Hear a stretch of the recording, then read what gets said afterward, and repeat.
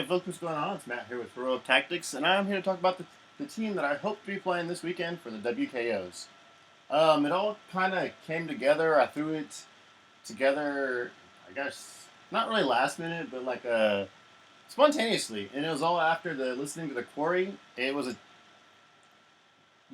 commentating on the rock that just happened a while back, and how the impact of the colossal retaliation, and they were kind of speculating as what was going to happen in the future when one of the guest commentators mentioned that the Atom is keyworded soldier. I guess if you've been watching me recently, you'll notice that I've been making a ton of soldier theme keyworded teams lately. So like right then, I was like, this is totally cool. This is totally going to happen. The Atom is probably one of the better colossal retaliations. He's got 11 attack, 17 defense, whatevs. But his colossal retaliation is, uh, after being hit, can target a character 2 squares away, blah, blah, blah. Targets everybody within 2 squares of the target. So with his colossal reach, he's got to make sure he's as far out as possible, otherwise he's going to zap himself. He does 2 penetrating damage instead of normal damage. More importantly, opposing characters can't use combat reflexes, shape change, or super senses for this attack. So that's like 2 free damage, past all reducers, past pretty much everything that could possibly make this not hit. So, and for 15 points, that is fantastic. And I was like, this is totally the guy to start my team. And I guess couldn't do a good soldier team without going, I guess, the quintessential soldier, the soldier that everyone has been talking about pretty much since his release, which is Balls of Fury. We all know why he's fantastic. He ignores pretty much everything for targeting purposes. He's got 9 range. He's got a special. He's traded shape change, which is where I think the Atom can kind of earn his keep because there's gonna be so much Nick Fury out there. Traded shape change. He's got a special. You can't use power and prop control right away. That's fantastic. That's phenomenal. That is pretty amazing. And yeah. He's got the special when he attacks a character that's the highest point character on your field. He does +1 attack and damage, and he does penetrating damage. And that's a trait, so he's got that pretty much wherever he wants. And that is something that I'm actually kind of worried of. So that's what we're worried of. So that's why I put this character on my team, and that is the Phalanx Ultron drone, the 30-point version. I put him on my team because even though he's 30 points, he counts as 120. Nick Fury's 120, and Nick Fury and my Ultron drone will be quote-unquote the highest point character on my team. So anything that specifically says the highest point character can't affect my dudes because I've got 2 highest point characters. So like Highfather, other Nick Furies, Shuma Goras's healing ability, all that stuff won't work because I've got 2 highest point characters on my team, and I like that a lot. Plus, he also, I'm holding in my hand, like you can see what I'm holding in my hand. He also ignores elevated for targeting purposes.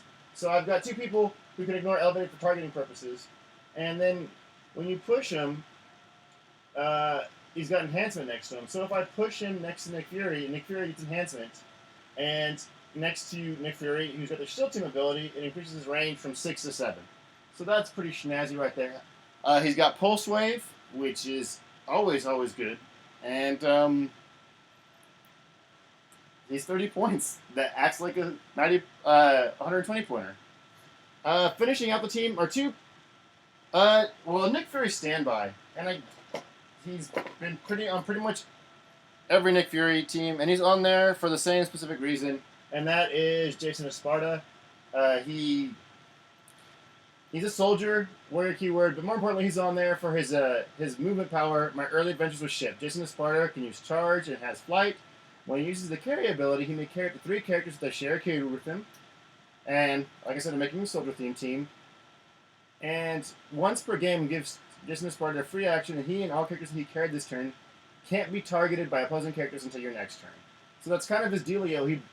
He taxis my team up. He gives them the free action so they can't be retaliated against, and then next turn, when all my carry dudes can do stuff, they kind of get a free shot. So, hey Jackson, how you doing? You gonna play some You ready to play some WKOs this weekend? Jackson just started saying hi. I was like, hey, what's up? Finishing off the team, or the team, hiding from me, was General Lane, who's kind of basically what started my whole soldier kick. He's got the trait, the General Lane and adjacent friendly characters can use a Superman enemy ability. So him being technically the lowest point character of my team can make all these dudes into outwitters if he's adjacent to him. He's got the police team ability. He's got willpower. He's got sidestep. Lets me get in position so I can get that police team ability off for maximum effectiveness. And then he's got this damage power that says gruff leadership. General Lane can use enhancement and leadership. When he uses leadership and succeeds, it's considered a higher point character than any friendly character with the soldier keyword. Again, my team. So he can pull tokens off Nick Fury's, off Ultron, off Jason Sparta if needed to. If I needed to tax Jason Sparta, tax the team out just a little bit, and I need to get him across the board the whole rest of the turn. If I pull my token off if I use my General Lane to pull my token off Jason Sparta, he can make it the whole rest of the way, not push past that early adventure of ship power, and then use that free action to make my team untargetable.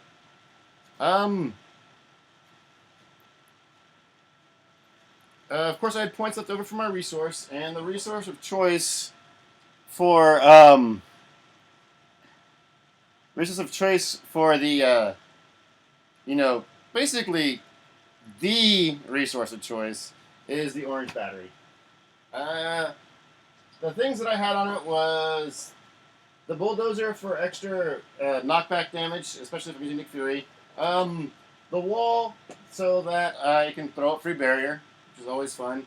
I have the boxing glove in case someone tried to base me, but I'm thinking of swapping it out for the PIM particles and a sniper rifle, because if I put the sniper rifle on Ultron, he's got an 10 range, an 11 range when he's next to Nick Fury. So that could be phenomenal because he shoots through elevated. So, yeah. Just outrange people. I have 5 points left over for my card, and 5 points left over, so I want ID card. I'm really feeling the Martian Manhunter ID card because at 100 points,